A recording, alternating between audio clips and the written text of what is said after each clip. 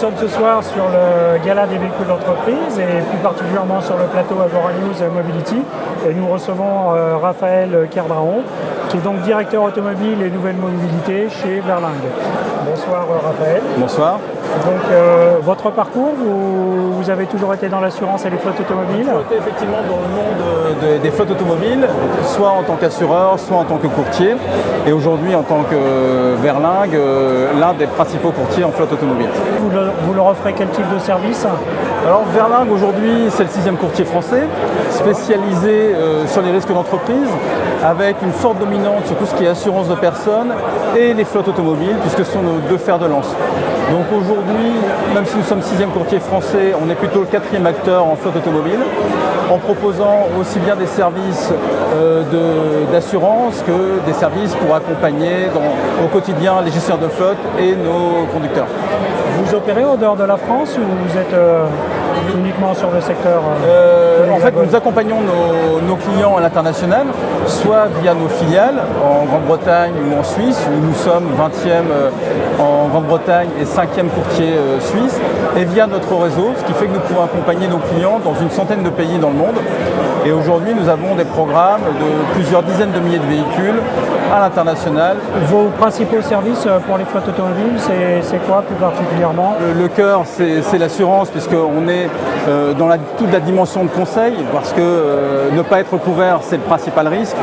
Et après, on va bien au-delà, bien entendu, en accompagnant, en gérant l'auto-assurance, en permettant à nos clients de travailler sur leur TCO, en leur donnant des informations en termes de reporting qui sont pertinents pour détecter les analyses bien en amont des dérives de sinistralité ou des tendances positives pour aller renégocier les contrats auprès des assureurs. Et puis, avec toutes ces nouvelles technologies, c'est aussi un accompagnement en termes de prévention, avec des partenariats, avec des startups qui nous permettent de développer des nouvelles formes d'accompagnement pour la prévention. Et puis, c'est aussi des services que nous développons sur la gestion de parc. Sur les nouvelles mobilités, c'est quoi précisément? On a vraiment une révolution dans notre domaine.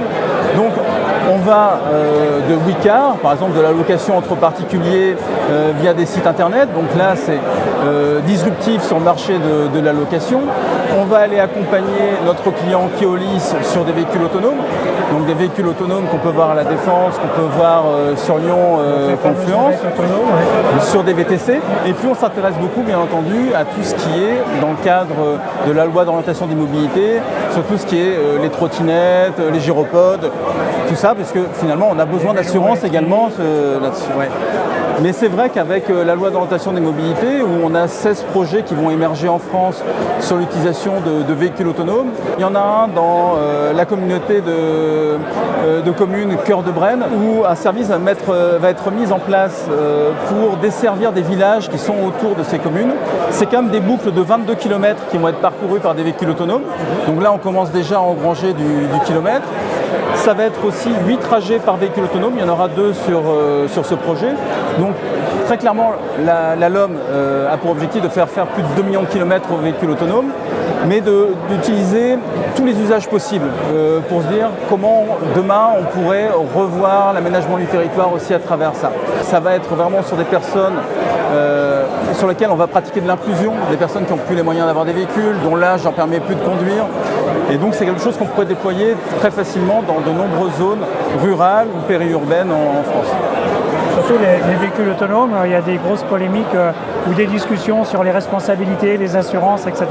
Pour l'instant, aujourd'hui, de toute façon, on a un conducteur qui doit être présent dans le véhicule, même s'il y a des périodes pour les tests qui ont été autorisés où le conducteur n'est pas avec les mains sur le véhicule. Ça, c'est comment ça s'appelle, c'est Vienne, c'est la Convention de Vienne. Tout à fait.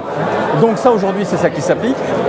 Demain, très clairement, il faudra qu'il y ait des évolutions parce que sinon, c'est tout un pan de notre activité de constructeur automobile, d'équipementier qui risque de passer dans d'autres pays, sur d'autres continents. Donc c'est pour ça aussi qu'on a un gouvernement qui, depuis 2 ans, a modifié un peu la loi et autorise ces tests-là.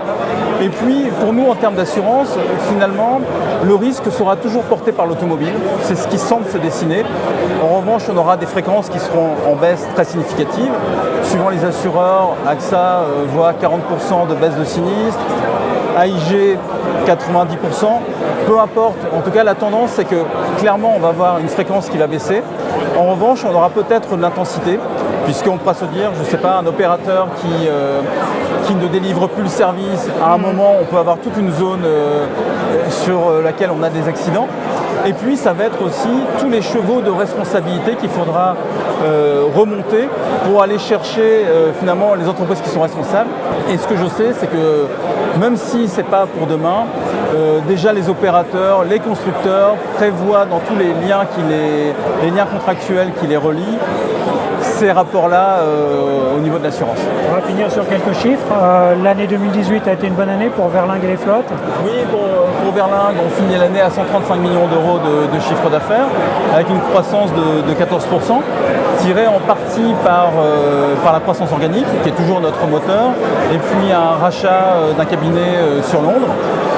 On a un plan 2022 en perspective qui est de quadrupler de taille, de doubler de taille d'ici 2022 avec un taux de croissance organique qui doit s'établir à 11% et le reste passera par des acquisitions et quand vous parlez de l'international, toujours encore à l'international également. Merci Raphaël Kerdraon d'avoir fait ce tour d'horizon avec Verlingue, les flottes et les nouvelles mobilités. Je vous souhaite un bon gala et une bonne soirée. Merci beaucoup.